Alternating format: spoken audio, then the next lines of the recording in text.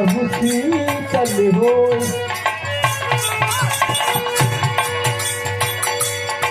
छाने छाने बदले तुम्हारो मिजाज रजऊ उड़न बाज रजऊ उड़न बाज रजऊ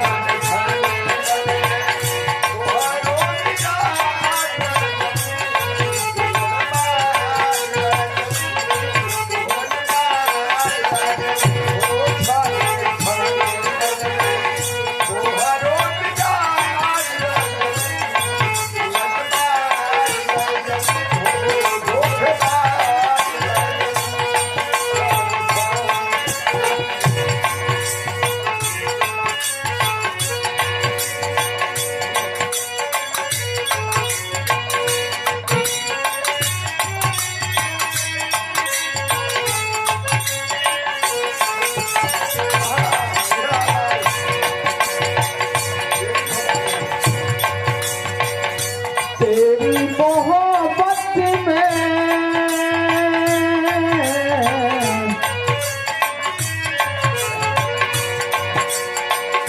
तेरी मोहब्बत ने दिल में मकान कर दिया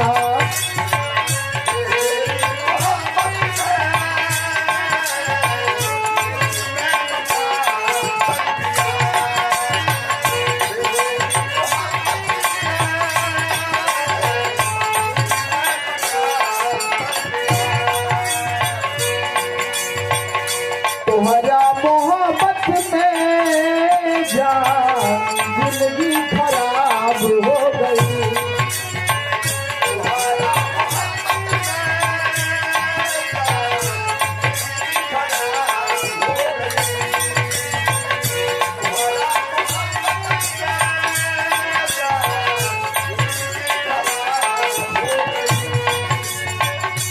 मौत न मिले अब समझिए शराब हो गई मौत न मिले अब समझिए शराब हो गई तोहरा मोहब्बत में जा जिंदगी खराब हो गई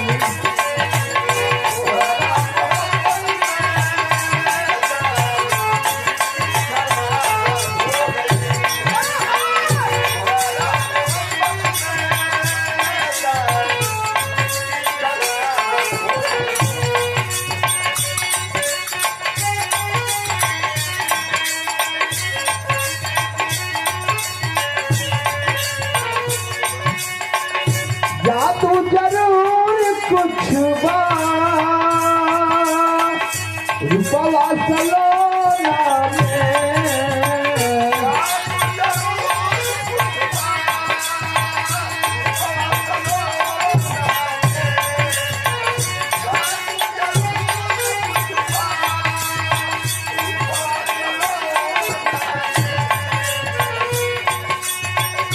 या तू जरूर कुछ रुपवा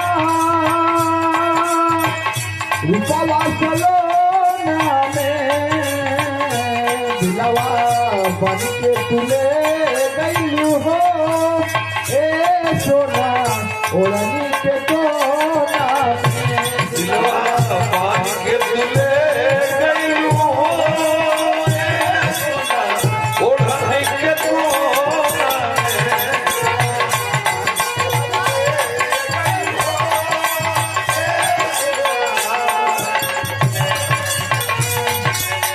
जादू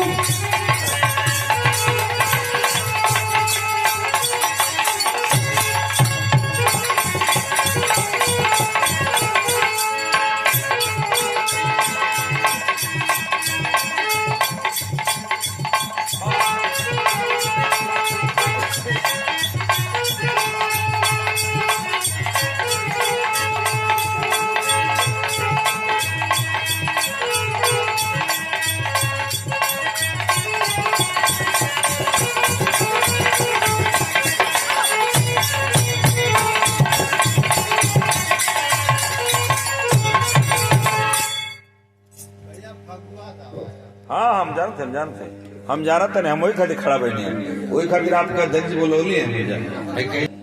सम्मानित साथियों, सारे लोग अपने गार्जियन बैठे हैं। वो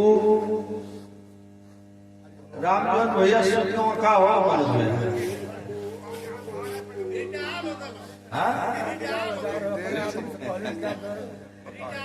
रिटायर हो तो ये वजह से कुल चीज से रिटायर हो। अच्छा, कुल चीज से रिटायर हो ना मालूम है। रामजोहन भैया रिटायर हो इधर चाहिए पहले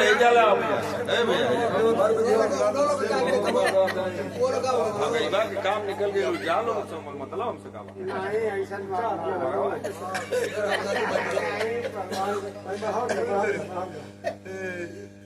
सम्मानित साथियों,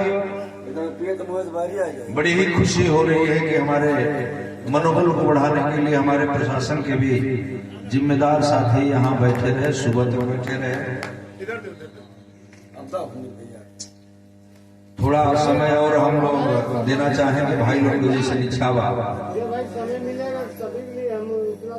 और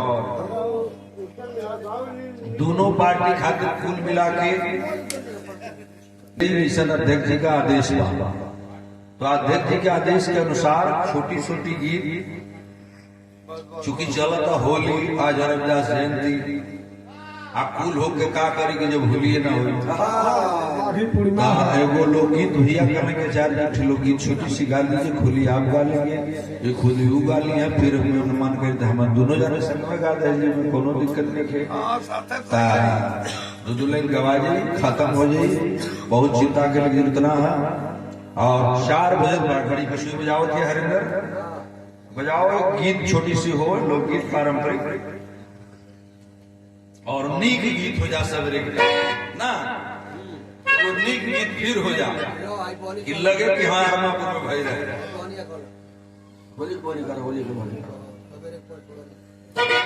अरे होली तो वानी, अबे होली तो गाय ना, हाँ होली गाय ना।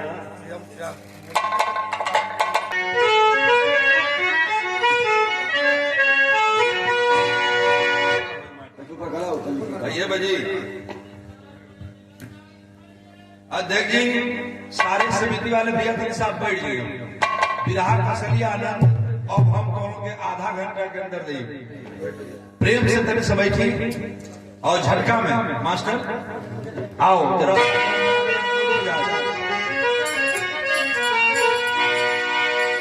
अध्यक्ष जी की तरफ से साधन कमेटी के अध्यक्ष हमारे बड़े भैया सम्मानित माननीय अध्यक्ष जी, बहुत प्यार दुलार सम्मान मिला, मौका हमेशा मिलता रहता है।